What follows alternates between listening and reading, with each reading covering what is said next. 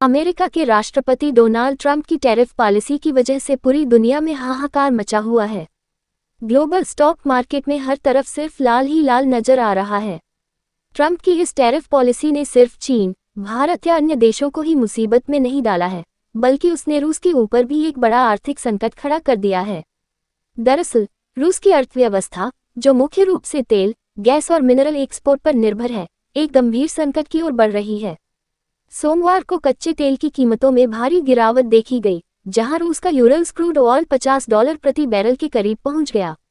ये गिरावट तब हुई जब अमेरिका के पूर्व राष्ट्रपति डोनाल्ड ट्रंप ने वैश्विक स्तर पर टैरिफ लगाने की घोषणा कर दी।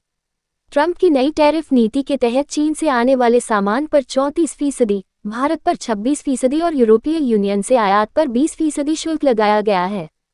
इसके अलावा पूरी दुनिया पर एक अतिरिक्त 10% टैरिफ भी लगा दिया गया है।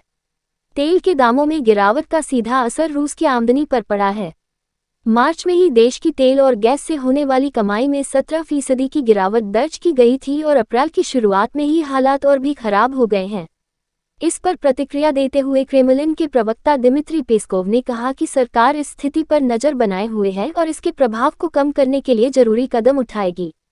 इस पूरे घटनाक्रम का असर केवल रूस पर ही नहीं पड़ा, बल्कि पूरी दुनिया के वित्तीय बाजारों में भी उथल-पुथल मच गई है। केवल 72 घंटों में वैश्विक बाजारों से $1 ट्रिलियन से ज्यादा की संपत्ति मिट गई।